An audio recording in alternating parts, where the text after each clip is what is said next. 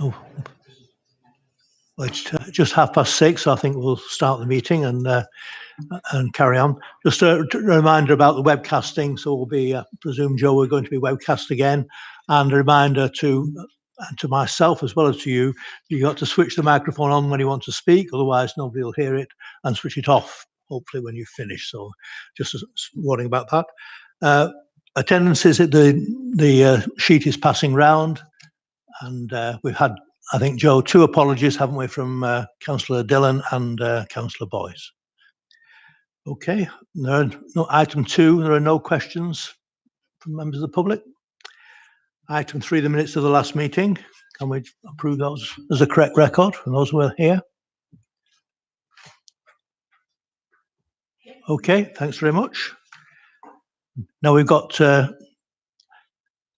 Councillor Lally's entered the room.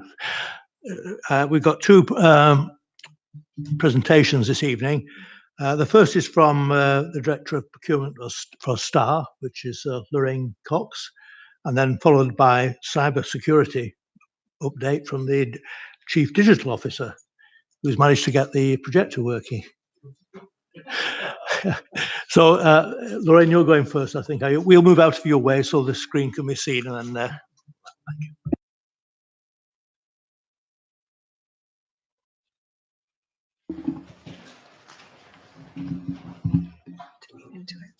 Lovely. Thank you very much, Chair. Yes, I'm Lorraine Cox, the Director of STAR Procurement. Just to give you a little bit of background, I've been here almost 2.5 years. I last came to see you, it was in the last financial year, but I think it was at the very beginning. So I feel as though I've been away for a while. So hopefully I've got lots of stuff to share with you today to bring you up to speed with where STAR Procurement is, and you can see the direction of travel of particularly what we're focusing on over the next 12 months. Right, just for those of you that haven't seen this slide before, we actually wrote a business plan and launched it back in 2017, so it's due to expire next year, and we're actually underway with writing and getting the new 3-year plan together. But basically what we've done is we've got a new strapline, which is leading transformation through procurement and cooperation. We focus very much on procurement being a vehicle for change. So it's not just about spending money, contracting, and obviously getting the best value, but it's actually how can procurement help to change the way that services operate? How do they look at things differently? How do they work differently? And obviously through contracting and spending money, how they can bring efficiency and effectiveness into their service departments. We underpin that with something called the 5 C's, which is collaboration, commercial, communities, compliance, and champions. And it's quite amazing when you write a business plan, how often you do refer back. And I think that to me gives me testament that the plan works because we refer to it regularly. And what we've done with those 5 C's is we try and build them into all of our work streams, which are listed below. So all the time we're thinking about the concept of STAR being a collaborative entity, public sector entity, and how by working together and doing more together across the public sector, which can be health councils, etc., actually how can we bring sort of at the biggest sort of bigger buyer concept together and actually have economies of scale by going out to market and being a bigger buyer. Commercial speaks for itself. You want the very best value out of your pounds, and that links quite nicely with the 3rd C, which is communities, because it's not just about the cash and about getting the best price and quality, but actually ultimately through buying, what does that deliver to yourselves as members and more importantly to the people who actually live and work within Trafford. Compliance, audit committee here this evening, something that's very close to my heart. I've got an accountancy background and worked closely with auditors for years. It's important that we do things well and right with rigour and up to internal rules within the Constitution. And also we are governed by some EU regulations at the moment also. And the last one is champions. I think we all need to think about how we celebrate and share success really. STAR has been particularly progressive over the last couple of years. We have grown. We are now a 4-partner organisation. We onboarded Tameside Council back in September. And we've actually just been shortlisted for an award, which we found out about this morning, which is really, really good to show how we can share the success of STAR and build on it. But equally, it's important that nationally and dare I say indeed internationally, how we share that success and we champion what basically STAR is about and what it brings to the public sector. We've actually got some guests coming over from Australia Victoria in Australia in September to Trafford. We're hosting an event, and they're looking at hopefully lifting and dropping the STAR concept and building some excellent procurement over there. So I'll certainly keep you informed because it's quite exciting. Moving along, we're underpinned by both strategy and delivery. I've mentioned the business plan. We've recently launched something called a responsible procurement strategy. Quite often a document of such is labelled as ethical procurement. We researched this and we came out with the word responsible. I'm not sure it completely describes what the strategy is about, but basically what we're trying to do is underpin the wider breadth of what is important to us as public officers and members, and actually looking at wider agendas beyond value for money. So things like single-use plastics, modern slavery. And what it does in the strategy is it outlines how we will approach procurement in order that we can reach out and actually start to deliver to that wider important agenda, both locally, regionally, nationally and globally. We have a delivery plan, which is linked to the business plan, which we are currently reviewing. We have something called a growth strategy. That is about why do we want to grow? Do we want STAR to become 3, 4, 5, 6 councils and beyond? Should we actually be looking at other markets like the NHS, CCGs? And I will say we're actually going to be working with your CCG officially from the 1st of April. So we are diversifying as well as growing. We have accountabilities, core 5-star measures. It's not an 80s pop band for those of you who are of a similar age to myself, but actually it's something that we use to make sure that we report back to joint committee in quite a rigorous way, because ultimately for me it's about showing improvement and demonstrating that things have moved forwards. And we work obviously with comms and marketing, and we are also linked quite heavily with GMCA in terms of a social value policy, and I will come back to social value shortly. The delivery, we have something called a STAR offer, which basically is an outward-facing document which allows potential partners or customers to see what the STAR offer is. What do we do and what do we not do? That wasn't written down 5 years ago when STAR was formed, and we felt it was important to be absolutely clear, particularly when we're going out to hopefully secure wider partners, that we know where the boundaries are, because we're all nice when we start new businesses, and I refer to STAR as a business because I treat it that way. And we say yes to a lot of things. And what we've got to do is make sure all the time we're securing the very best for our 3 founders and our new partner, Tameside. We have service level agreements, one in particular from Trafford, which is STAR Legal. So we offer a legal support service to do with contracting and procurement. We have something called a Grow Your Own policy, which is about how we invest in our own workforce. For me, it's very, very important that we secure the very best staff to work in STAR. And I would say from recent recruitment, we're very popular, and we are actually inundated with applications, and we're privileged to actually have selected and secured a number of new officers to join us as we've grown. But we do embed that culture right through, that we believe that we've got to support, educate from apprentice upwards. And I think our apprentices probably had the most awards in the last 12 months, I think, than anybody in the country. And that was partly linked to the Trafford apprentice scheme as well. So we've had a lot of support, particularly from the HR department in Trafford. We have policies and handbooks and a quality management system, and we have a work stream action plan. So all the time we're making sure that we're very accountable in terms of our work and outputs. So what have we achieved to date? Well, since we formed in 2014, so 5 years live now since February, and we've actually delivered 22.5 million as at January of this year to the 3 founder partners, and recently Tameside joining in September.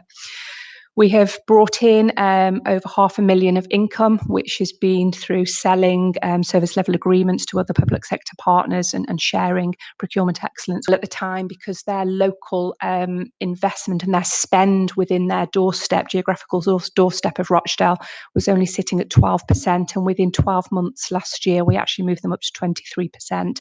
And we are bringing that concept into Trafford, into Stockport and into Tameside. So I'm hoping when we have the financial close at the end of March and Graham's team produce the accounts, we'll be able to run those figures to show that we've actually moved the other 3 councils on as well during the last financial year. But it's really, really important to me, to members, to officers, that we actually think about how we spend Trafford's money in Trafford, or certainly across Greater Manchester.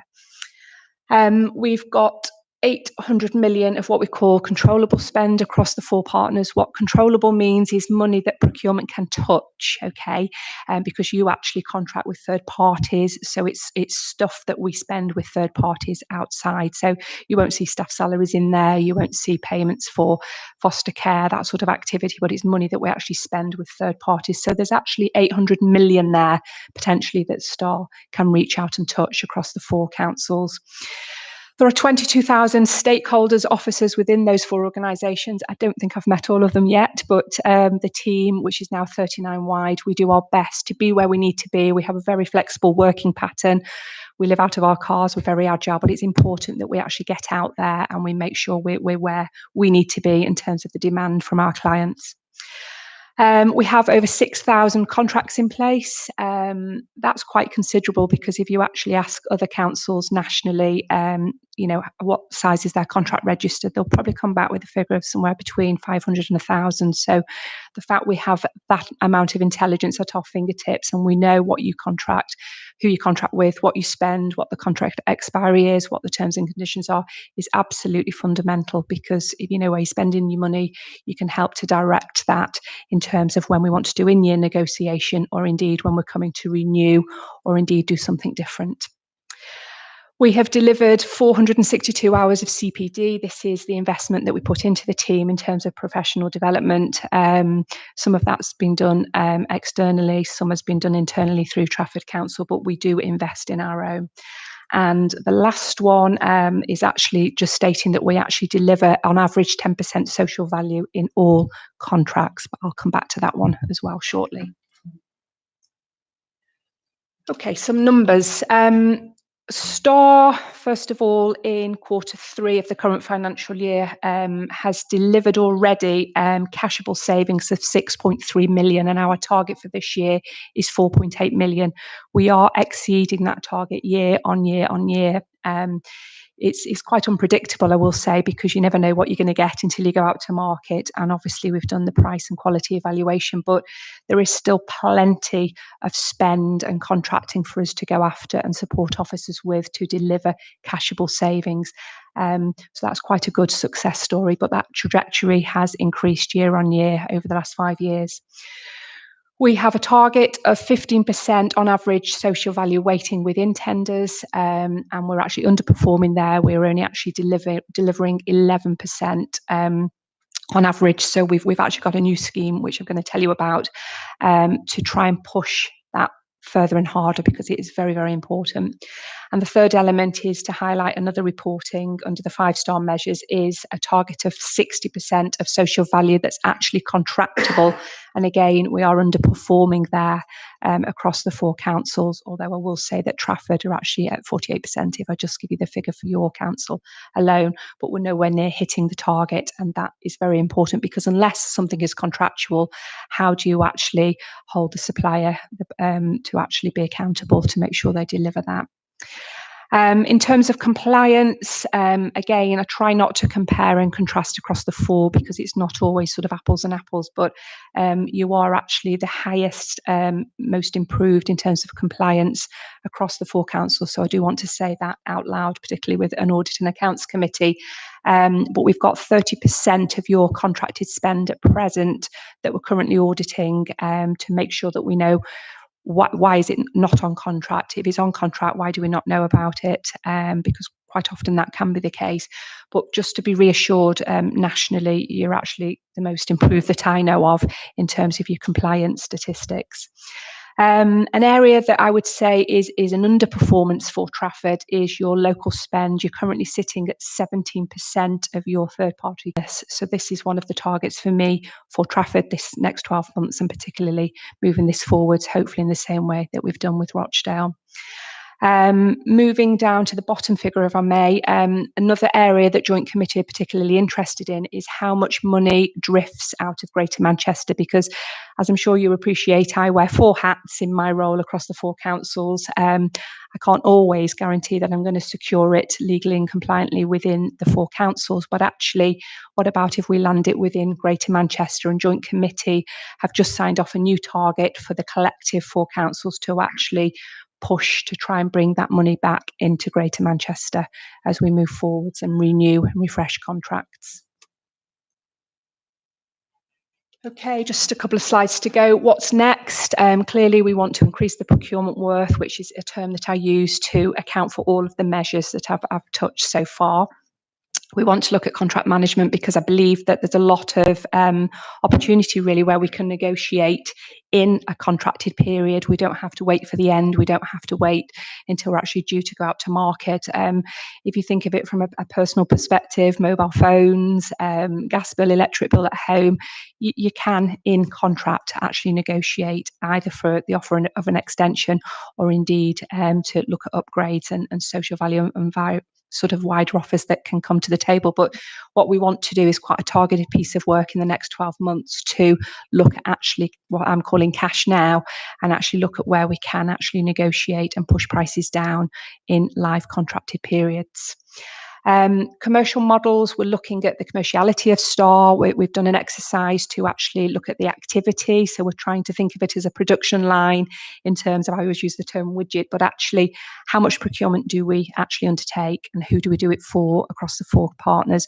And if somebody is receiving a lesser amount of activity from us, what's the rationale and can we understand that? Because it's very important that we know our business. I'm actually about to take this exercise to Nikki Bishop, who sits on our board for Trafford, to actually start to explore, I suppose, the art of the possible and where we are. But it's really, really key that we see Star as a business, we understand the costing model and we understand how we're charging for services in order that we make it the most efficient and effective.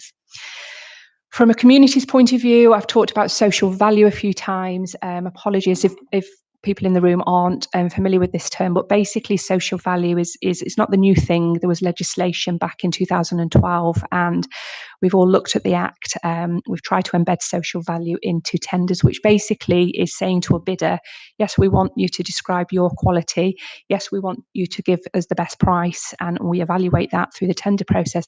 But actually, what additionality are you going to give us called social value in order that you're giving something back to us, to the borough, to the people of the borough? And we've actually just launched, with the help from Councillor Weston, the leader here, a social value portal, which is already going live. We've got 6 initiatives about to go through the portal. But basically, this is an electronic system that we will go out to market. The bidder will submit their tender in the usual way. So they'll put the price in, the quality submission, they'll respond to the specification within the tender, but they will also actually put their social value offer onto this portal. What the portal very simply does is it accounts for the offer and it converts it into, this is a bit simplistic, but it converts it into a metric in order that we can demonstrate what the worth is. So if an offer comes in to say we're going to provide, say, 5 apprenticeships during the life of the contract, we know what that means in monetary terms. If they come in and say we're going to employ 3 ex-offenders who are currently unemployed. Again, we can actually put a monetary value. So we're actually seeing what return this social value brings in terms of improvement. So without just making it just about money, what we can also do is drill down to actually demonstrate to each of the 4 councils as well as collective, but can actually provide a report for Trafford to show how that social value offer links to the corporate priorities for your organisation and make that very, very specific for Trafford.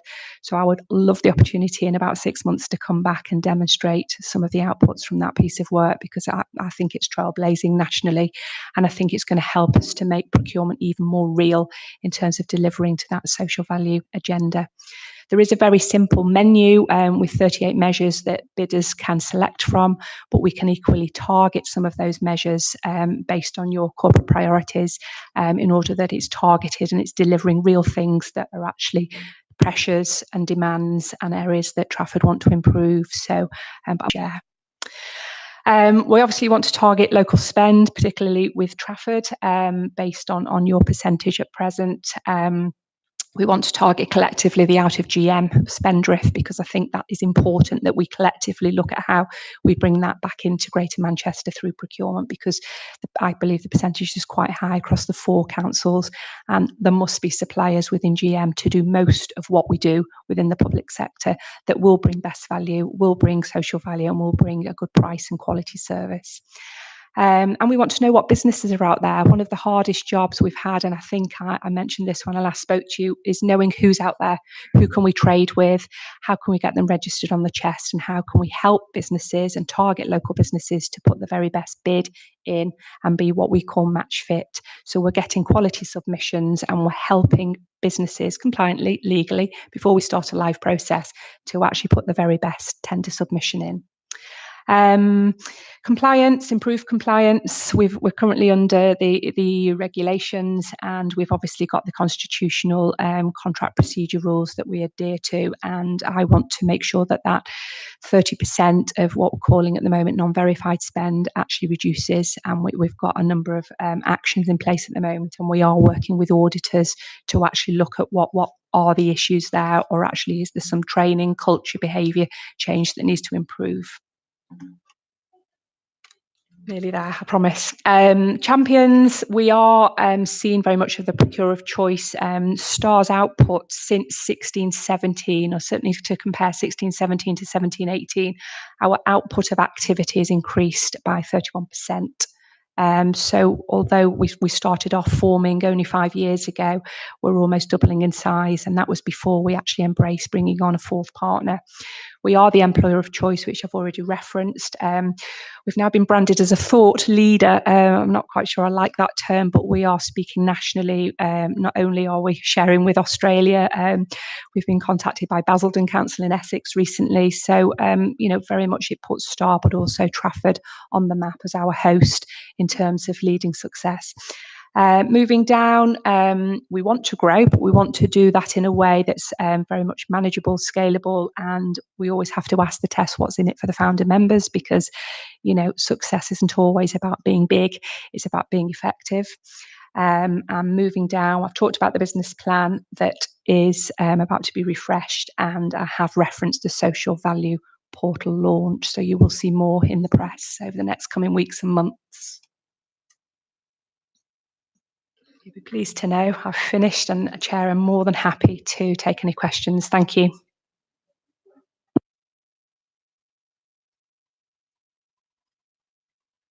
Thanks, Lorraine. Can I just ask, you mentioned about one example of social value. Can you list any more examples of the sort of thing that people are offering? I can. I won't pretend to be able to quote all 38 measures that we've got within what they call TOMs, the measures, but I'll get those circulated round, Chair, and then you can have a look at them. They cover a whole range of health inequalities. They may be that you need to do some particular focus work with adults with special needs, learning disability. It may be that you've got a NEAT programme, so you're actually looking at 18 to 25-year-olds and getting them back into work. If you just imagine what your corporate priorities are, basically they're clumped into themes, and it's not just apprenticeships, which we always tend to think about through contracting, but it will actually touch all of the corporate priorities that you have.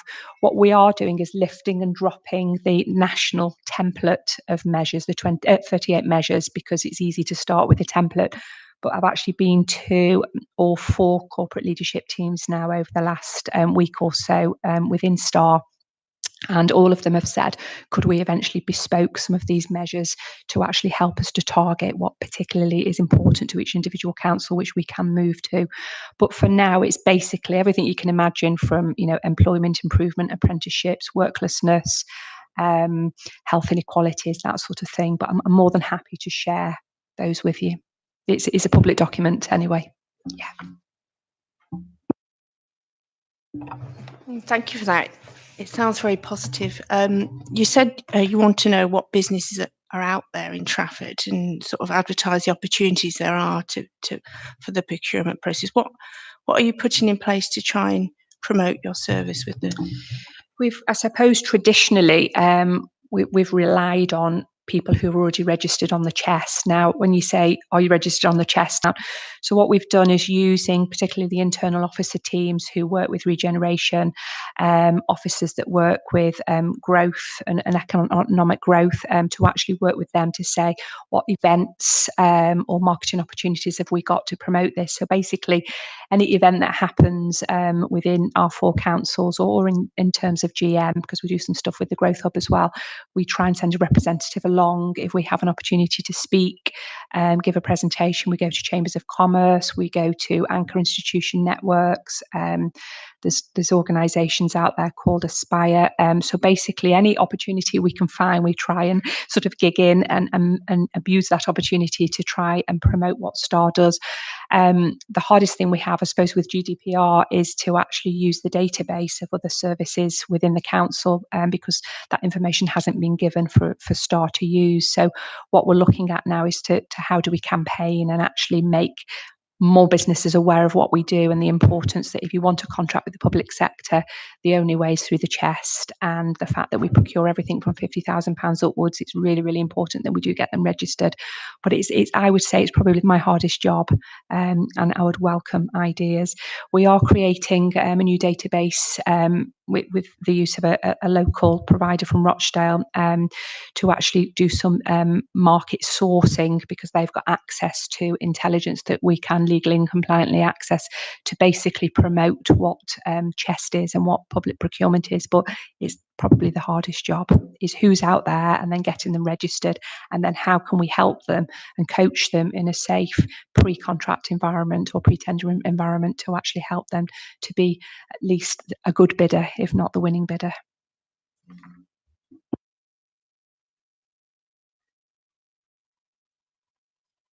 Thanks, Chair. You said you had over 6,000 contracts. Is there any way that you regularly benchmark these to ensure that each of the founder members is getting the what it actually says in the terms and conditions? And do you have a system where you sort of understand that some are doing well, so you sort of compliment them, or those that are not doing so well? How do you go about sort of ensuring that we are getting the value for money that we Okay. are paying for? In terms of the roles and responsibility of contract management, which is part of what you're describing, that actually sits with the service department. So at the point that we award a contract, it goes back to the service department in terms of contract management. So they will have a regime where they meet sometimes quarterly and that frequently or biannually with the contractor to actually review the outputs, the outcomes that have actually been agreed, both in the specification, the tender documentation, and most importantly, the contract. So it is reviewed regularly by the service departments. Wouldn't like to have an opinion on how robust that is and how consistent that is across all of offices that undertake that role. There's probably pockets of really good and pockets of not so good. That is something that we do need to look at. What my offices do from a procurement point of view is we do some of the contract management, which I call commercial contract management, where we do dip sample to actually look at the effectiveness, even simple things down to price. You'd be surprised how many invoices can slip through, and actually who is really, really ensuring that rigor is in place and that people are pricing and invoicing as per the terms and conditions. So we do some commercial spot checks. We also do some spot checks in terms of actually benchmarking, both regionally, with it might be another council within GM or beyond, or there may be a framework out there that we know has just been released that maybe give you a better offer. So we can hop, so to speak, from one contract or one framework to another. So yes, we certainly do benchmark. We operate on something called a category management approach, which is very much about having experts in teams around people, place, and professional who basically should know their business. So IT, for example, Paul and colleagues will work with our IT experts in order that they understand what IT is doing, both nationally and globally in your world. And we want to make sure that all the time you are getting the very best value. I don't think contract management is anywhere near where it needs to be across the public sector. And that's why it's one of our key work streams as we move into 19-20 financial year. But I'm happy to update you as that moves forwards. I've got a list. You said 53% of it. Was that a percentage of contracts, or was that the monetary percentage that's outside the borough? The 53% is percentage. It's actually 75 to Manchester, or did go out, beg your pardon, in 17-18. And is there a number of sort of larger contracts without mentioning anybody, that makes up that monetary value? We are auditing that at the moment because a member from another council has recently asked Stockport a very similar question to say what's in that drift. Are the contracts in there that fundamentally we know we can't source locally in terms of Greater Manchester? Or are there contracts that immediately we know actually there are providers locally and regionally that we could actually go after to look at how we bring that money back in? More than happy to share that intelligence. We're probably going to be working with Mark and the audit team to actually do some of that deeper dive, because for me it's important that the whole organisation, particularly key offices like audit and finance, know what we see. So yes, there will be some large contracts and there will be some small. It would be wrong to compare you across the other four because it's not really relevant, but I would say 75 million is quite a big drift out of Greater Manchester, just on my professional judgment. So it's a target for us. Thank you. It was a similar question actually to Councillor Lally. It was wondering whether that drift is actually mapped, but I mean you've answered that. Yes, it will be. Just your sort of delivery and strategy documents, are they accessible online? Every single thing is accessible through the Star Procurement website, but if you would like me to send a bundle electronically in order that it'll save you logging on and hunting for it, I can do that, because the procurement, responsible procurement strategy, for example, is very new. It was only launched in February. So I think that might be quite of interest to members in particular. So I can certainly send a bundle through committee services and that can be circulated. Thank you.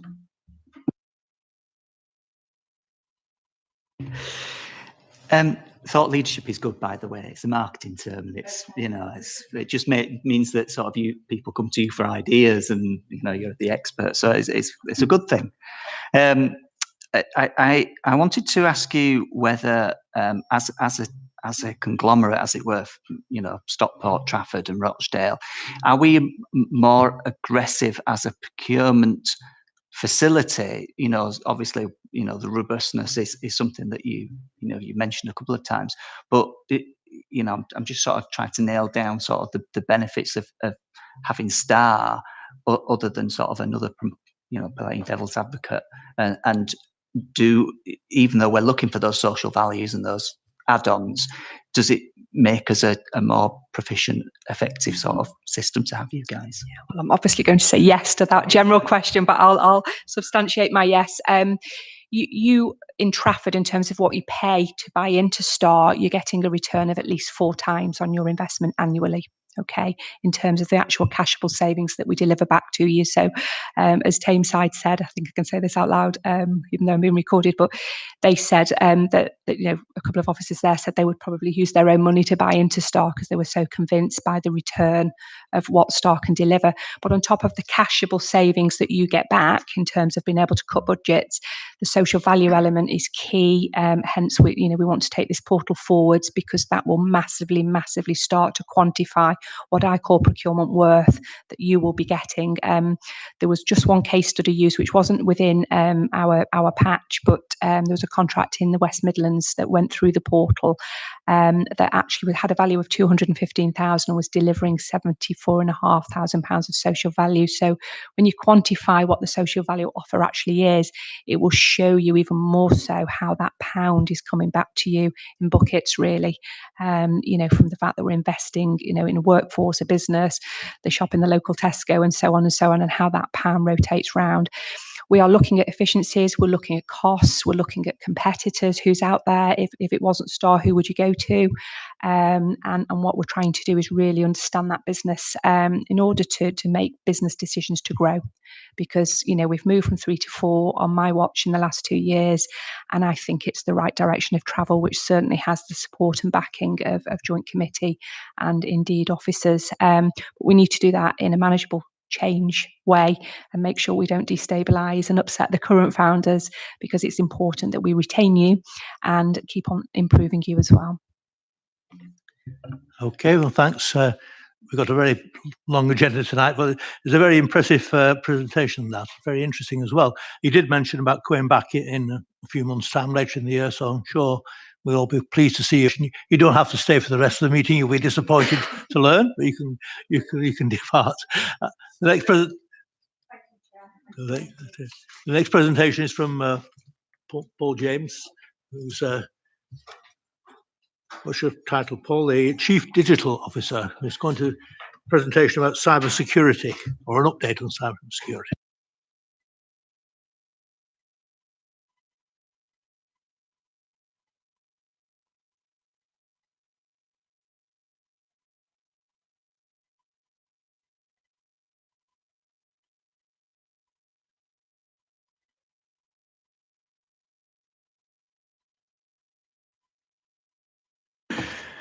Thank you, Chair. Pleasure to present an update on cyber resilience. So just in terms of an introduction, I'm new, well, fairly new to Trafford, so I've been here for 6 months now. And it's actually a new role as well, the Chief Digital Officer role for the Council and the CCG.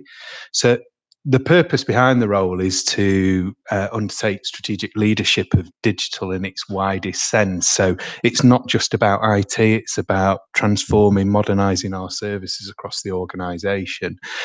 One of the responsibilities that I have is around data and cyber security. So just start off with a bit of a basic description of what we mean by cybersecurity. So it's the technologies and the processes that protect our systems and our data. And I think emphasize the technologies and the processes because I think people often think it's all about technology, but actually the processes are probably the most important part of this and how our people interact. So that's protecting us from damage, unauthorized access and theft. And I guess it's a real threat at the moment. You know, I'm coming here today just to explain that the threat has never been higher. Our dependence on our data and our information and our technology is as great as it's ever been. So actually, what that means is it's a good opportunity for various people to attack us as an organisation. Along the right-hand side are some of the reasons why people do attack us as an organisation. And I think put the one at the top around criminal activity is top, I think. And there is a huge opportunity to earn income, and criminals are increasingly moving towards the cyberspace to extort money from people. And I think the couple of examples I've put up there, so WannaCry, which hit a couple of years ago, and actually a council in Cumbria was attacked last year, £2 million worth of costs. Both of those attacks were for financial gain. So it was criminals using something called ransomware to hold an organisation at ransom because it's encrypted its data, basically. So if you want to get access back to that, you have to pay them money. I should have checked, actually. The good news is that WannaCry, although it was a national attack, an international attack across the world, they actually didn't make an awful lot of money out of that. So it doesn't always pay. I'll just put at the bottom, though, that cyber resilience obviously is a key organisational risk for the council, and we monitor that through this strategic risk register and the Information Security Governance Board. The good news is there's a lot of help out there in terms of how we protect ourselves. So I've put this up just by way of as an example, but there's plenty of material out of there. So this is a guide that the National Cybersecurity Centre have provided. And at the bottom, there's an accreditation called Cyber Essentials, which we are a couple of months away from achieving, which gives a sort of a base assurance around we are meeting those threats. I've kind of took those list of 10 things there and broken them down into what I see as sort of 4 key areas and 4 steps that we need to protect ourselves in terms of cyber attacks. So the first one, I always put that first, is around user education. Our users of our systems are probably the greatest threat that we pose. Not all of it intentional, but although some of it is intentional, from phishing attacks. So I don't know if you're familiar with that. It's generally emails that are trying to entice you into a website or to give you your credentials. Some of them are quite sophisticated and do trick people out. But as much as we can do around training and awareness, we help protect ourselves from that. The second line of defences are technical defences, so software and tools that we have in place as a local authority to protect our systems and our data.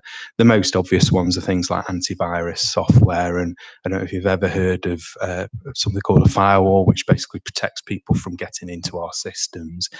We do have thousands and thousands of there to protect us from that. The other line of defence is our processes and our policies, and again, the most obvious one there is, and it's very live for us at the moment, is around our password policy. There is a new password policy that we're rolling out across the local authority, which is moving us from passwords to passphrases. Seems like a very nuanced change, but actually, what it is a lot of people pick a weak password basically, and even though we put stipulations in that it has to have a capital letter and various things like that, the number of passwords that are using the word password or something like Trafford or something, so they are very easy to crack. So we're moving to a process and even Trafford 1 or Trafford 2, things like that. So we're introducing a new policy, which means it's a much longer password, which does require a bit more keying in, but it's much more secure. And we've kind of lifted some of those restrictions. So it's, think of a phrase that you might use, and I won't start quoting any because I might give my password away, but the intention behind that is it's harder to crack, and equally you won't need to change that every month. We're going to move to yearly changing your password because it is that much more secure. So hopefully you'll find that a little bit easier. The final part of this is about how we respond to a cyber attack. So, unfortunately, I have to sit here and say, we can't. If we spent all the money in the world, we wouldn't be able to assure ourselves that we will never be subject to a cyber attack. So, what we have to do is make sure that our responses are slick. And in actual fact, I think what you can do with a good responses is actually mitigate the risk to the organisation. So quite often, I think with phishing attacks, if our service desk pick up that someone has accidentally, they phone up and accidentally gone to this website, it doesn't look kosher to me. If we check that, we quite quickly lock down that PC so that it doesn't spread across the organisation. So there's many things we can do around there. Our current technical officer, as I say, I'm quite new to the organisation. Picking up our cyber resilience is a really important factor. So what I've done is a bit of an assessment of our current technical architecture, and I think what I've concluded is it is secure, it is fairly stable, but one of the challenges is it's very simplified. So over the years, the Trafford IT service has kind of restricted what it does to make it safe and secure. Now, what that does do is pose a problem between partly what my responsibility is moving forward is to move the organisation forward, modernise our processes, and put in some digital flexibility. So I guess I put that up there because there's always that tension between trying to be secure and locking everything down, but then actually being realistic about how IT can support you to deliver and work in new ways. So there's a constant battle there. In preparing these slides, I thought this morning, I thought about an extra one to put in there, and again, it's around the finances. So again, I have to stress that our tools and our processes that we use to protect us from cyber attacks have to be proportionate. Even with all the money in the world and the banks who spend an awful lot of money on terms of cyber resilience than we do, and never 100% assured that they're protecting themselves. So I think we have to have internally a sensible discussion about what's right for the local authority to invest in its cyber security.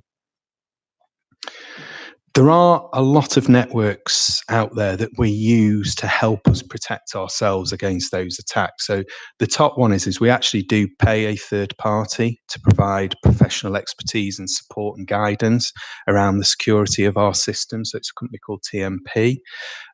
Some of the other things are more like voluntary groups that we link into. So there's something called Northwest Warp, which is a community of security professionals across Greater Manchester in the Northwest that share information with each other. So if someone does have a breach, they'll quickly share that with others and help people protect. We also tap into NHS Digital, which have in the last couple of years, largely as a result of WannaCry, have really stepped up their cybersecurity approaches, and they've got a security centre that, again, are always on hand to help us with guidance around how to protect ourselves, access to training and things like that. The final one I put on there was actually, I mean, at the time when WannaCry, the outbreak was, I was working at Stockport, so part of the GM scene, and we actually used WhatsApp, which is a tool people use on their phones to correspond with groups of friends and things. We actually used that WhatsApp out to the community to say we've got a real serious incident here, and we were all sharing with each other information about what we were doing, how we were protecting ourselves. And I guess to some degree that's quite important, that, because if you are having a cyber attack, and some organisations in Greater Manchester, thankfully not Trafford Council, but some organisations were quite hit by this and lost their systems, how do you communicate? So actually using a sort of third-party external application that is secure, I might add, is a very useful tool when you can't access your council's systems. I guess, particularly in terms of this audit committee, what you're looking for is assurance that we're doing everything that we can around protecting ourselves. And I wanted to just give you some reassurance that there are a number of measures and assurance checks that are currently in place. So at the top there is there's something called the Public Services Network, which is a network that we connect to share services. It's mainly around the DWP. But in order to be on that network, we have to go through a yearly health check, which took place in January. Typically what happens there, and is the case, is that comes up with a number of areas of improvement, and then we agree a plan about how we're going to address those areas of improvement. So that did take place in January, and we're currently working through that action plan to address some of those security holes, potential security holes that have been identified.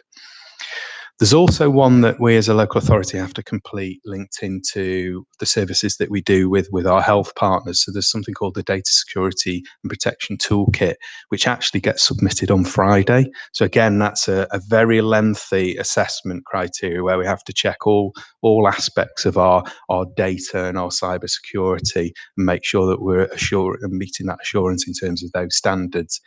It is a little bit similar to the one with the health check I mentioned first of all, where typically what happens is we aren't perfect in all areas. So some areas are identified for improvement and we work on the plan to address that. I think both of those are really good assessment processes that we go through to really give, I mean, me as lead for data and cyber security, but equally I would imagine you as the audit committee overseeing this, some assurance that we've got some good processes in place. Just at the bottom are the other steps that we've got mainly internally to oversee this. So that we have an information security and governance board with senior stakeholders overseeing the council's approach to information security. That met this afternoon. So again, we were talking about our reaction to the data security protection toolkit in that.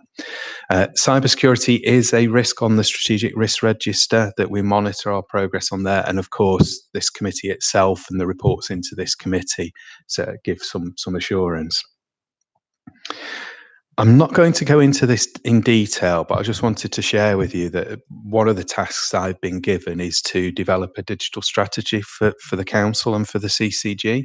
This is still in draft, but these are some of the building blocks that are going into that strategy. Cyber and data security will run through many of those, but I wanted to bring this up because in particular there's two aspects on there that are part of that plan that absolutely will link into the work of this committee. So what we're planning to do in next year's audit plan, I don't want to steal Mark's thunder, he'll be reporting this, is that we want to assess in quite detail where Trafford Council stands in terms of cybersecurity. So we've looked at some quality frameworks, and there's one called NIST that actually originates out of America, but actually is very appropriate to the work that we do, and particularly public services. So we're going to use that standards framework to assess exactly where Trafford is up to. And again, the idea is that we will develop an action plan as a result of that, of where we want to strengthen. The second one, again, I'm this isn't particularly around cybersecurity, although some of the processes will help with that. But the reason I mention it is, again, it's part of the audit plan for next year. What I want to do is assess the IT service itself around its IT service management processes. So again, we're going to be doing an assessment against something called the ITIL framework. It's kind of a best practice for managing IT services. We're going to assess the service against that, and again come up with an action plan about where we want to improve particular areas. This is my last slide, and I just wanted to share with you. This is almost like a desktop assessment. This isn't a thorough and robust assessment, but I mentioned those 4 points earlier. Some of the outputs from the PSN health check and the NHS data protection toolkit this is where I think we currently are as a local authority. So in terms of user education, we do some staff training. It's good staff training. I think we could do more around awareness, and particularly around phishing attacks. So the plan will be moving forward that we do much more engagement around that.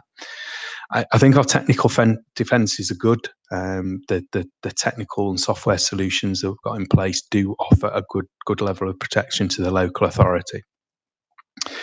Our processes and policies, just in general, they need updating. So we have got policies and processes that cover all of these aspects. I think they just need a bit of a refresh and an updating, and linked into the first item, a bit more raising awareness of the content and what people's obligations are around that. The final one is around response, and I cheated a little bit. I split it into two because I generally think we are sort of green and got good engagement with the community in place. We've got good incident management processes and alerts are in there, but I couldn't let it go without saying that there is an issue and a risk around disaster recovery at the moment, which kind of comes under there. So again, there's a plan in place to address this, but I just wanted to flag that we do need an improved disaster recovery offer. So thank you for allowing me to share update with you. And I think equally, if I could come back in, say, 6 months' time and report on progress. But again, happy to answer any questions that you have. Yeah, thanks, Paul. Any questions?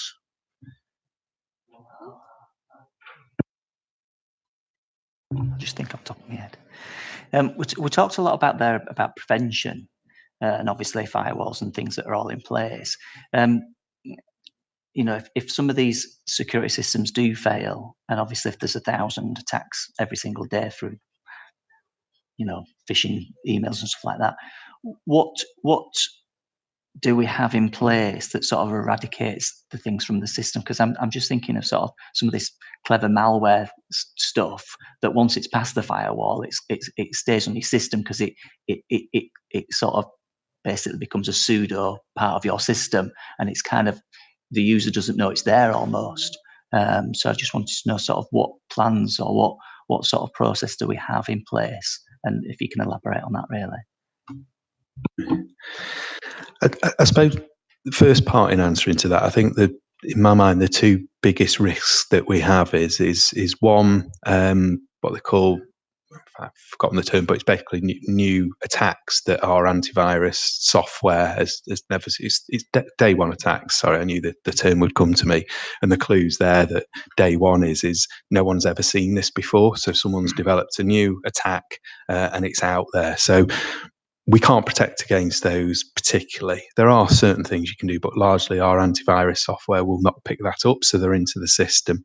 I think the other one that probably is more real is around things like phishing attacks. So our staff are the weak point, that as much technical parameters you can put in place, you can't stop someone clicking on a link or putting their credentials into a website that they thought was genuine, and then they're into the system. So I guess it's that fourth point on the previous slide about how we tackle an incident. So we will have had, I can't quote them, but we will have had examples over the years where our defences have been breached.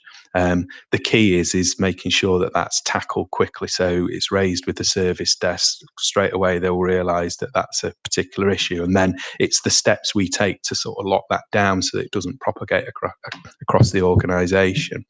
That I think we're doing pretty well on. I guess ultimately, and we don't want to think about this, but should an attack really get hold within the local authorities' systems, is how we manage that business continuity and disaster recovery situation. I think the point around our disaster recovery solution, I might add, is, and I should have explained, is that's so ultimately you want to have a disaster recovery solution that can recover from a serious incident. So, for example, we lose this building. Disaster recovery is largely about how you recover from that. That's our area of weakness at the moment. So, if we lost this building, we have got a disaster recovery solution, but it would take quite a long time to get up and operational and functioning. And I guess in between, we're much better. So we do take backups regularly, day to day. If this was an incident that hit part of the organisation and we still had our data centre operational here, we could recover from that quite well. I'm just thinking if I've answered your question. It kind of has, yeah. In the years that I've been here, I mean, obviously, IT sort of will flag up sort of, any particular, we've had them before over the years of some of the members that have been here that will get an email from, the IT department saying don't open this because somebody's, so obviously it's been alert to that, and like you said, the education of staff. I'm just thinking of my own sort of computer, because I don't know how long, you're supposed to run your antivirus before it becomes obsolete, as it were. I suppose, you're constantly sort of trying to stay one step ahead of the criminals, as within in every prevention, really, isn't it? It's ongoing battle, but yeah, it's interesting. Thank you. Thank you. It's the impossible question. What's the next hit going to be, and when is it going to be? And how the hell are we going to deal with yet another different attack against us? It's how can we quantify that so that we can get a feel for how we will be able to get over it? So, I mean, it is a bit of an impossible question. I guess it gets back to some of the things I was saying earlier, that the threat is high. So where that comes from, what it looks like, we don't know. But there is a constant threat on a daily basis to attack us. So I think how we protect ourselves gets back to those sort of 4 steps around user education, the systems that we've got in place, making sure that we've got strong and robust policies in place. And then should we actually be subject to an attack that sort of breaks through those sort of 3 lines of defences, it's how we respond to it. So I guess the answer to your question is don't know where that attack's going to come from, but the work that we're doing on to improve each of those 4 components up there will one, reduce the risk of actually something getting through, but should it get through, ultimately we're in a better place to deal with it. Is that is that a reasonable answer to the impossible question? Yeah. Yeah, Councillor Patel.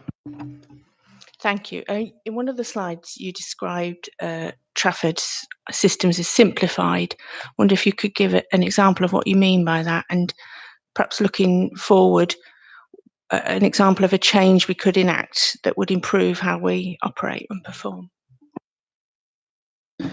Yeah, absolutely. I mean, and that piece links more into the digital strategy that I'm developing with others at the moment, and happy to bring that back to a future meeting when it's at a state. So the point around simplified is the IT function in Trafford is a relatively small one comparative to Greater Manchester and others. How they've coped with that over the years is they've almost restricted the offer back to the business. So they've tried to sort of identify a system that performs a function, and then everybody gets that.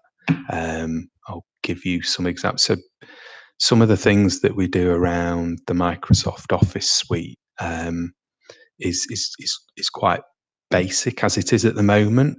There are plans afoot to move us. I'm jumping off cybersecurity, but I hope that's okay. So I will be developing a business case over the next couple of months to invest in something called Office 365. In part, we don't have a choice because Microsoft, who provide that, are changing the model and they're forcing us down a route. But we will have a choice about when we do that. So what that will do, it sounds quite simple about Microsoft Office, things like Word, Excel, but actually the new products that we will be looking at will help with multi-agency working. It'll actually help with cybersecurity as well. So there's many features that come along with the new product that help protect our organization's data. It's going to help us work more collaboratively with our partners. It's going to help us to actually work in a more blocks that are put on an earlier slide. That is one of those where actually we're going to need to invest, and that's why the business case has to be robust. But we're sort of opening up into a different solution that's not the low cost option, but actually in terms of what it gives us is it gives us greater flexibility, improved ways of working, and supports a more modern workforce. Really, it's that kind of thing. Yeah. Councillor Slater? I was just looking at the disaster recovery solutions that you're talking about. Do we have staff that work out of hours to support disaster recovery? So I guess in terms of the disaster recovery solution, that's about having a location where we can restore our services. We currently have certain staff that work on a Saturday to cover services that operate on a Saturday. I am looking though to have sort of an on-call service, because I suppose your point is if something happens on a Saturday night and all our systems go down, how do we respond to that? So the answer right now is no, we haven't. It's best endeavours really. We haven't got people who are actually on call during that time, but I am working on a proposal where we would for major issues, not for day-to-day support issues, but for major issues. Currently, it's on best endeavours. Because obviously we have social workers and stuff that will work 24/7, don't we? So it's about the support that they would need for if you keep your records electronic and stuff. So I was just wondering if, well, obviously you're saying that perhaps we're going to be moving to something that will support throughout the night if something goes down. So that's positive. The amount of councillors that work on Saturday night and the emails and the IT systems. Yeah, kind of just for clarity, what we're working on is having a more robust rota for major issues. So it wouldn't be things like an individual is locked out of the system and can get back in. But yeah, if we lose connectivity to the network and things like that, yes, the idea is we'll have people who can resolve that. Okay, well, thanks very much, Paul. You come back in 6 months or so. Have you not been hacked by then? Thanks very much.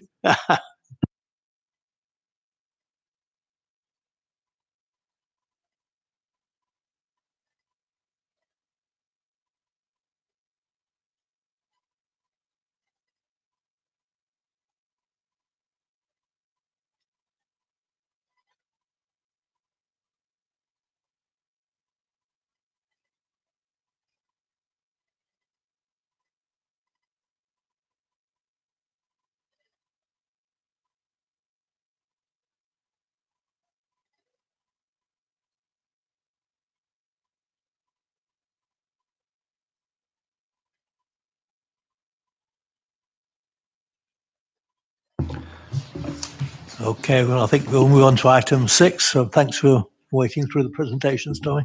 Thanks, Chair. This is our usual progress report, and it just summarises the work that we've started since the last audit committee meeting. So page 7 of your pack, we list there the work we've been completing, including the early testing, basically to get ahead of the curve for the final accounts audit. Some of that testing is still in progress. We'll be liaising with the finance officers over the next few weeks to finalise that.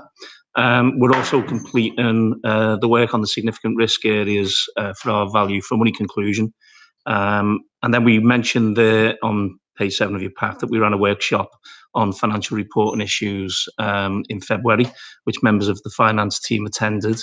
We've discussed some of the technical issues that were covered at that event with them, and that basically helps feed into our planning for the final accounts audit. If I can then refer you to page 8 of your pack, you'll recall at the last meeting we presented our audit strategy memorandum, which detailed the main risk areas that impact on our audit and how we intend to address those through the work that we plan to do. Since then, as we've set out on page 8, we've identified accounting for private finance initiative schemes, PFIs, as an enhanced risk area, and that's for all of our new local government clients that have them. And it's basically because they involve material amounts that require management judgment, and those amounts are included in the accounts. So we've set out in a way to those areas, so hopefully that gives you a bit more information about how we cover that risk.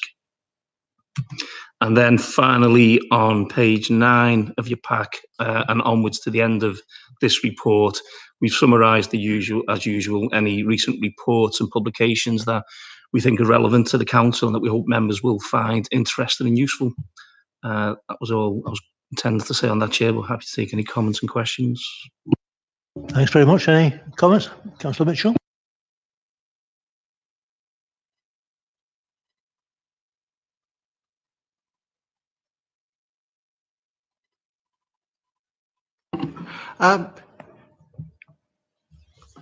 Do we, you act for a number of local authorities.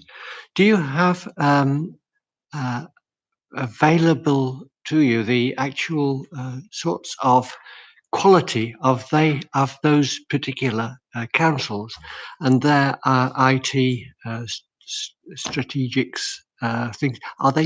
Do you actually bring to us to say that this is not as good as it ought to be, or this is average, or this is better than? It's just do we have that availability to see the comparatives for protection of that sort? In terms of your IT environment and your IT controls, our interest in that is quite focused on the systems that feed the accounts. And we do a fairly high level review, which looks at your overall network controls.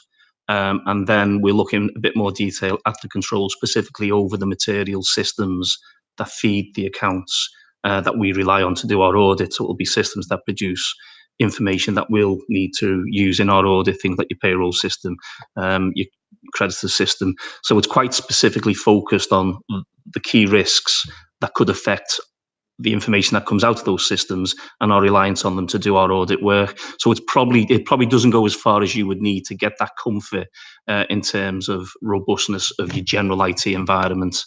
As part of the overall governance review that we do, again, we do fairly high level look at your overall procedures and policies in place and things like disaster recovery.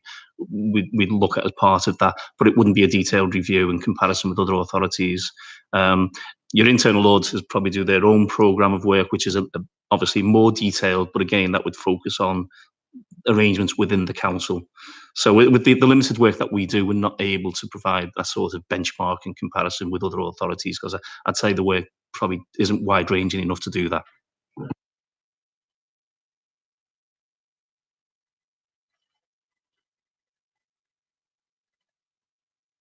Right, thanks very much, Tommy. Thanks. We'll see you at the next meeting, I'm sure. Move on to item 7, which is Mark's report, I think, on audit and assurance service. Okay, thanks, Chair. So we recently reviewed the internal audit charter and strategy. Basically, the audit charter is something we have to have in place in accordance with national standards, the public sector audit standards, and it sets out the purpose, authority, responsibilities of internal audit. And alongside that, we have a strategy that sets out how arrangements, plans are in place in reality to actually deliver the audit service. This committee has seen the charter and strategy a number of times over the last few years. So we've done a recent review of it, basically as a result of a number of changes across the council in council structures, the changes in corporate directorates and reporting arrangements. And it's important we, in line with the standards, we keep the document up to date. So for the purpose of the report, I've just highlighted anywhere where we have updated the document compared to when the committee saw it last year. So in terms of changes, the ones where we were within the former Transformation Resources Directorate, which now we sit within the Finance and Systems Directorate under the Financial Management Service area. So there's a number of references to that throughout the charter and the strategy. You see highlights in pages 28 and 36 of the document that reflect that. Also, in terms of changes in structure, myself as Audit and Assurance Manager report in both to Graham Bentley as Key Bishop as Section 151 Officer on all audit matters. So I've reflected that in the report. And also I've just added in a little bit more detail on page 43.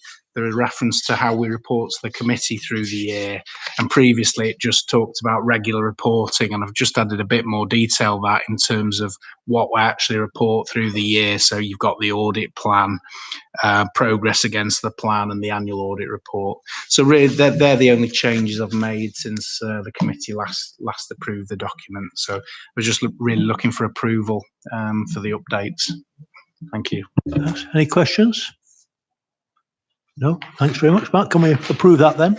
Thank you.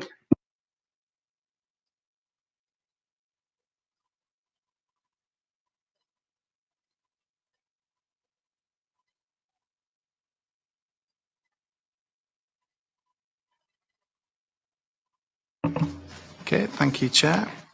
So the audit plan really sets out our high-level plans for the year, for audit work through the year.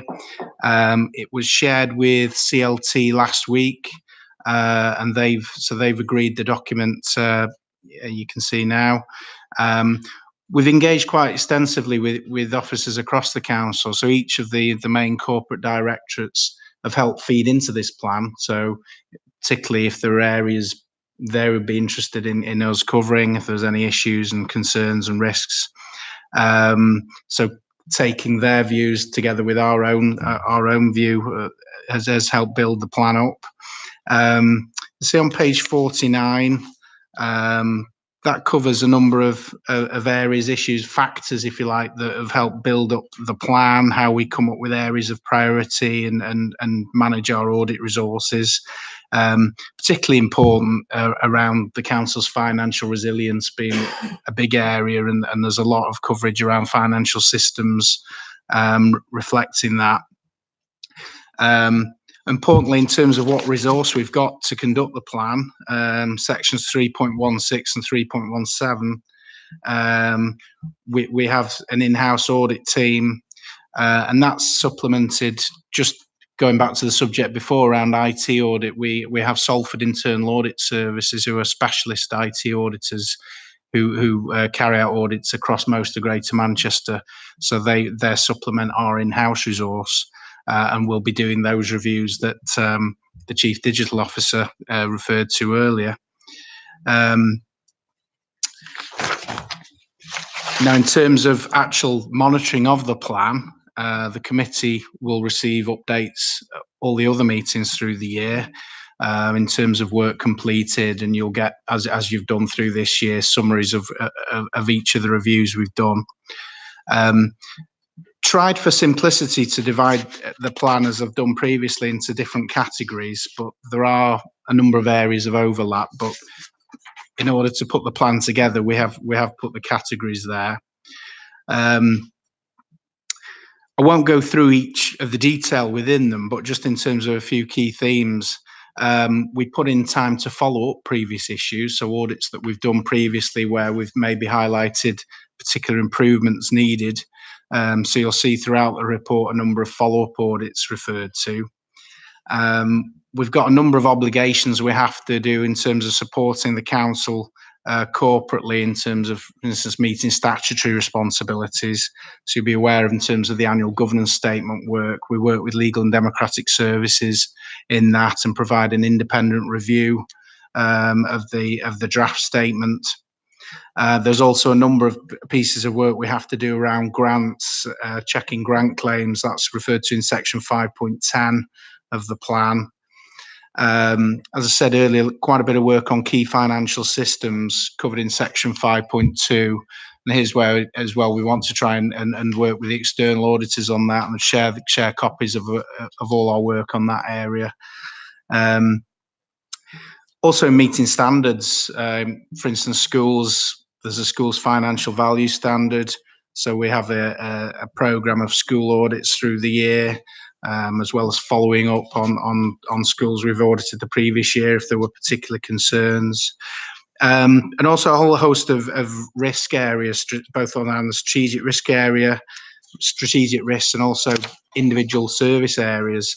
So just in terms of previous presentation, audits around cybersecurity and other IT audit reviews around that, things like subject access requests, data breaches, a number of reviews around children's and adult services, financial system reviews, business continuity. In terms of staffing, we've got a review around recruitment processes. So really trying to also think about the council's corporate priorities, and so there's a wide spread of pieces of work reflecting those. We also, as well as conducting audit reviews, try and have an advisory role as well. And if possible, if there's things we can look at an early stage, where, for instance, where systems are being developed, we'll put time aside for that.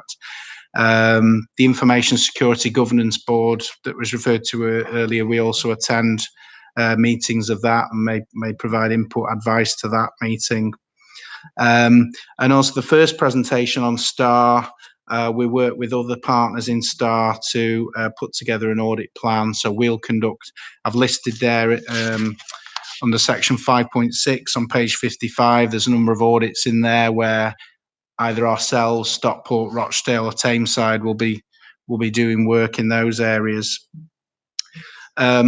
And under, there's a section 5.9 starting on page 57, and that really covers a whole host of areas around the council. That could be individual systems, establishments, so for instance, Sale Waterside Arts Centre is one, and service areas, I think home to school transport. Again, trying to look at the corporate priorities across the council and particular areas of risk, also looking at things like budget issues where there may be areas of budget overspend and planning in reviews around that. So fraud as well being a key issue. That's something that runs through a lot of our reviews in terms of thinking of the risks of fraud. But we also carry out the mandatory work around the National Fraud Initiative. So section 5.5 of the report refers to the fraud, anti-fraud work. On top of these reviews, though, as well, there could be other things added during the year or potentially taken away and delayed in terms of discussing this with services. So it never turns out to be the exact work done, but we like to think it's a good proportion of that's on there that we would cover. We'll try and keep flexibility in the plan. There's a small amount of contingency we build in as well to cope with any unexpected issues or reduction in resources. For instance, last year we've had one of the staff members on secondment for a while, so we use contingency to help with that.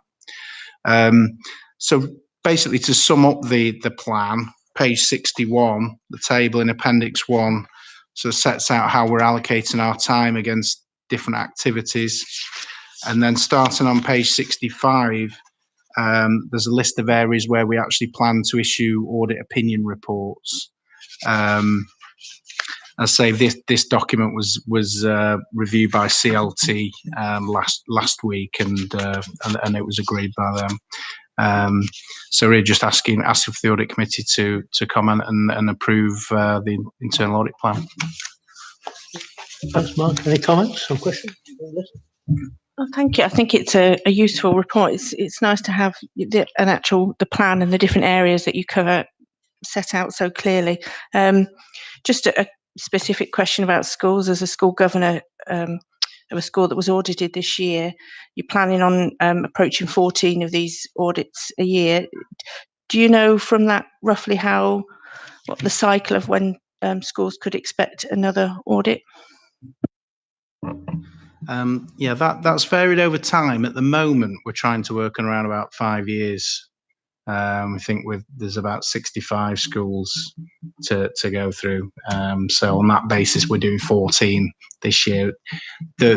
On top of that, there are 1 or 2 schools we may go back to the year after as well. So I think being realistic on that, we try, in terms of risk assessments, we made like a secondary school, a bigger budget that we made look to try and do a little bit more frequently than that. But that's the basic thinking at the moment.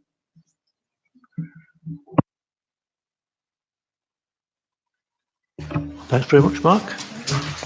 Item 9 is the one that was the follow on the strategic risk register. Okay.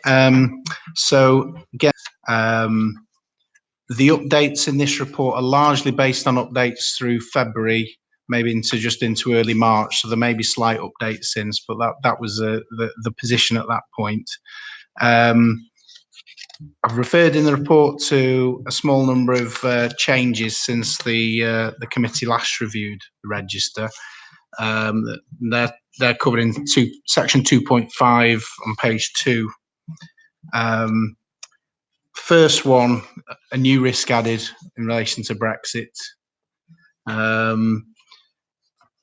Basically acknowledging that there is a senior responsible officer in terms of CLT designated in the council for monitoring the impacts of Brexit, and there's also a cross-council group established for that.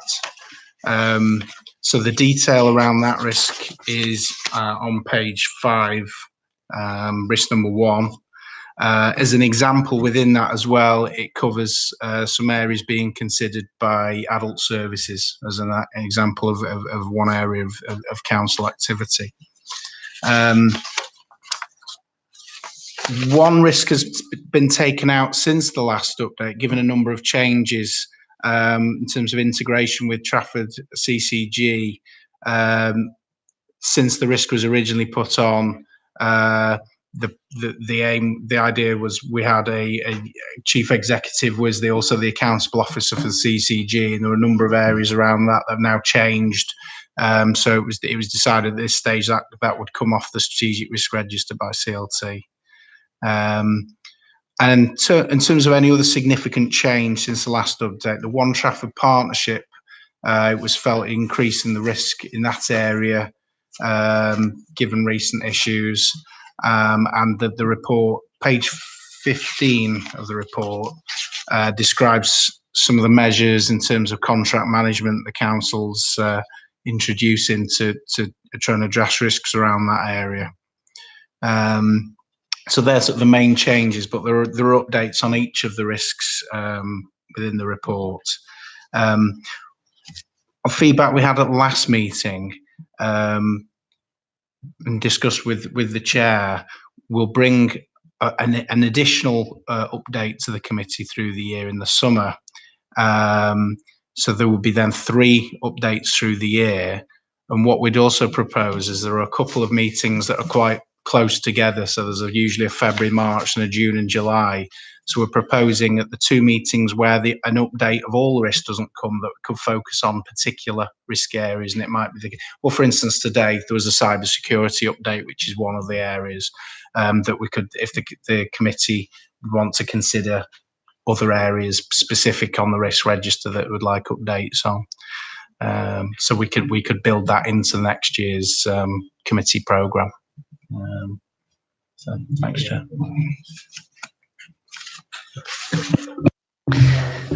Thanks, Chair. What was the reasoning behind CLT sort of saying that the risk register was no longer needed to show that Chief Executive was head of CCG as well?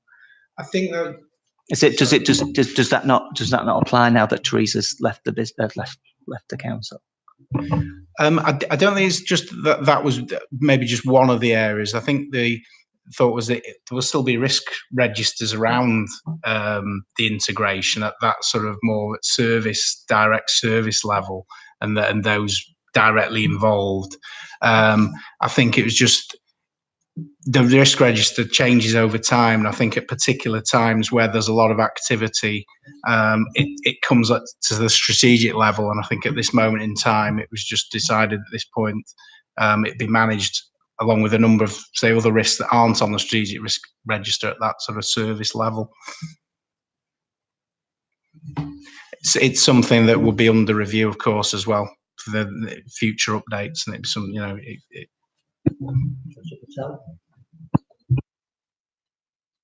It was just a follow-up to sort of so why was it on the risk register in the first place? Is it because it's a clash of interests, or what's I mean, it's not party really to the detailed TLT discussions, but I know there was a lot of activity at the time planning all the changes around it, and there were seen as big changes, obviously, which they were, kind of seeing what are the risks going forward with it, and it might be a case of reassessing whether other risks come on the register in a different form, if you like, relating to the integration.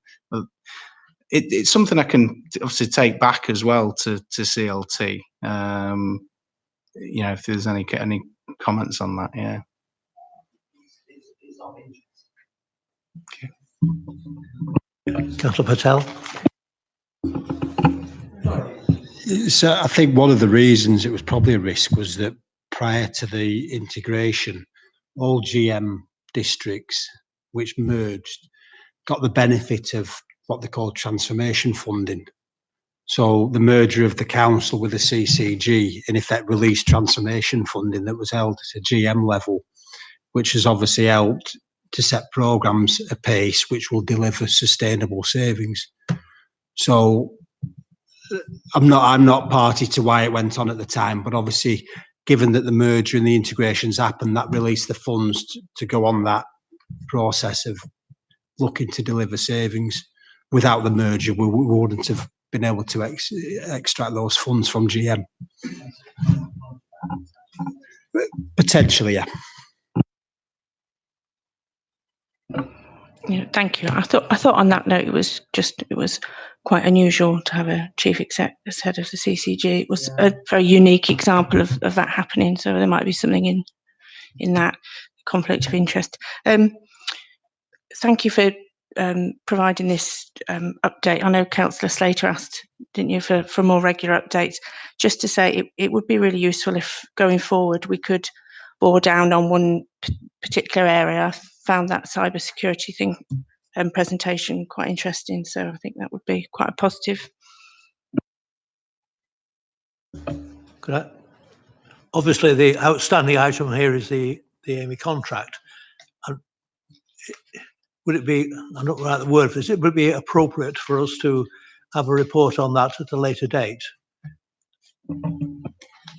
I think, yeah, I mean, I know in the past where the committees looked at this, there's a scrutiny role as well, and I think we've tried to coordinate it so there hasn't been duplication, but it's something we could certainly link in with scrutiny and decide. Yeah, I think scrutiny have done some work on it, haven't they? Yeah. Any more questions for anybody? No. Okay. Just one. Sorry. Just one. Yeah. And I think that I would be interested to have a look at some of the stuff around the activity around the University Academy. I think that would be really, really interesting for something to come back to us. Thank you. Okay, can we item 10? Which is,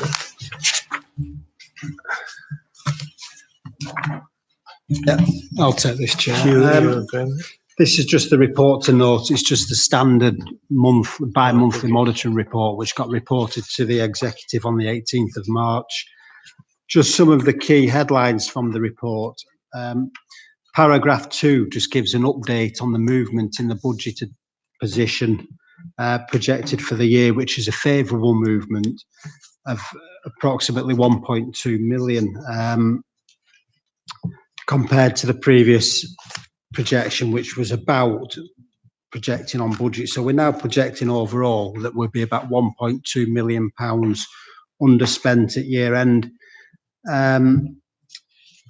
Table 1 just gives a breakdown by our key service areas, and Table 2 then gives more detail on some of those services. But just notable points around the variance is that children's and adult social care continue to be overspent.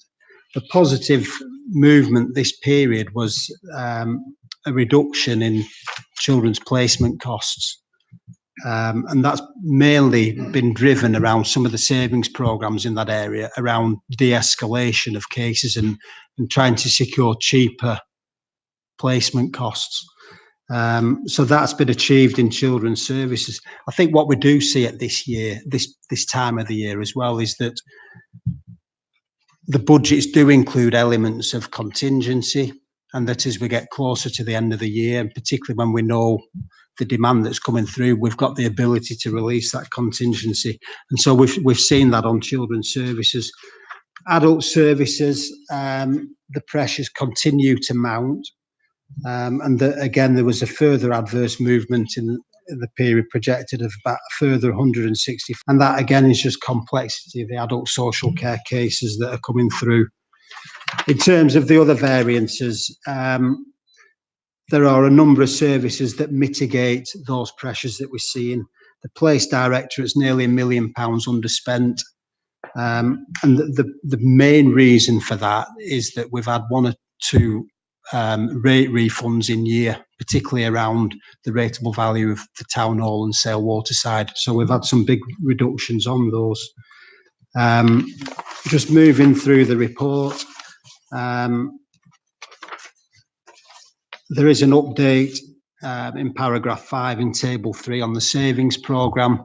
Obviously, Lorraine mentioned earlier around the performance on procurement savings. Some of these help us generate our savings against our overall savings target. So we're projecting an achievement of £10.5 million of savings against a savings target of just shy of 10 million. So we've overachieved by 500,000, and that is within the monitoring position. There's a section that I've included around transformation fund. This is what I just referred to on the previous item, around the integration of the CCG and the council. The council and the CCG were awarded transformation funding of £22 million following the integration. And that will help to support a programme of measures to obviously deliver social care, healthcare differently, improvements in the way we deliver that, but also more efficiently. So there's an update, paragraph 15, on the progress on that transformation scheme. We are slightly behind programme, looking at the details at this stage, but the programme split between measures that affect the CCG directly and measures that affect the council. And it's at this stage, the measures that affect the council are not behind schedule and have delivered the savings that are expected to deliver. Just moving through the report, there's an update on the capital programme. There's been little change in terms of the overall programme value. And there's an update in terms of what we've spent on our asset investment strategy in the commercial properties, given in table 10, which includes a recent acquisition in Altrincham for the Sainsbury's store. So that's my update, Chair. I'd be glad to take any questions. Thanks, Graham. Any questions? No? Okay. On to item 11.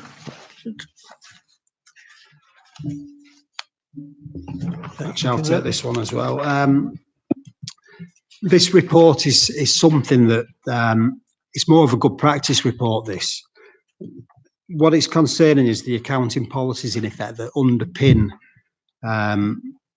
the way we account for things within our statutory accounts. our accounting policies is one part of that overall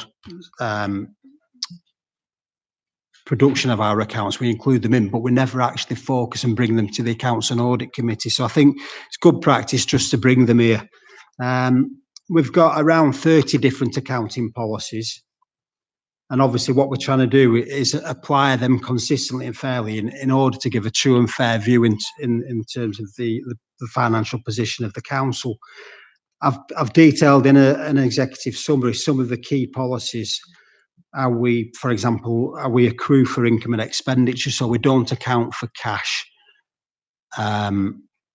when it's necessarily paid, but more on an accruals basis. So have we actually received goods and services? If we have, we will accrue for that expenditure. Have we received income in respect of an obligation that we've actually provided in the first place to warrant justifying the income? If we have, we bring the income into the accounts. There's a number of policies around our fixed assets and the way we value them, and also the way we consume them. So we account for them by depreciating our fixed assets and writing those values down over time. There's something called financial instruments that I'll just come on to at the end, which is one of the major changes that we've had to adopt for 18-19. Some of the other policies account for employee policies around schools and the fact that we bring our maintained schools within our accounts, and also group accounts. We do now prepare group accounts, and that includes Trafford Leisure, community interest company, and more recently, obviously, we've created a company called Trafford Bruntwood LLP, Limited Liability Partnership with Bruntwood for the development of the Kellogg site. So those accounts do actually get grouped within our overall accounts as well. Just in terms of changes for 18-19, there's two main changes that I've detailed at the bottom of the executive summary. The first one I've mentioned, which is not overly significant, is around revenue contracts with customers. And that's basically where what we've done is actually reviewed the income we get to make sure that we account for it in the right period, i.e. what the standard's saying is you shouldn't account for income when you receive it if you haven't discharged the obligation in the first place that warranted you receiving that income. So an example might be is where we may get in effect an advance payment, and I'm thinking like Trafford Leisure may sell leisure passes for a year, and if somebody pays on the 30th of March, they shouldn't really bank that income in that year of operation because they've got 12 months of service delivery in the following year. The bigger change affects our financial instruments, and that's IFRS 9. So there is some detail, and it is quite technical, but in summary form, it affects how we account in value terms for our financial assets. Paragraph 2.5 just details what we mean by financial assets, and that's cash, how we account for debtors, how we account for our investments, and that can be term deposits, investments with banks, building societies, money market funds. We do provide loans, so the standard governs how we account for loans, and we also have shareholdings. And obviously, what the standard's trying to do is, the more risk you've got attached with some of those assets, they want you to bring out what the value of that risk is. So in terms of just standard investments, we just account for them at a cost basis. So we invest £1 million with XYZ Bank. That's the value of the investment on the balance sheet, £1 million. If we provide shareholdings, so we actually have equity investments with companies. If we're holding those for a return, we must value that shareholding every year.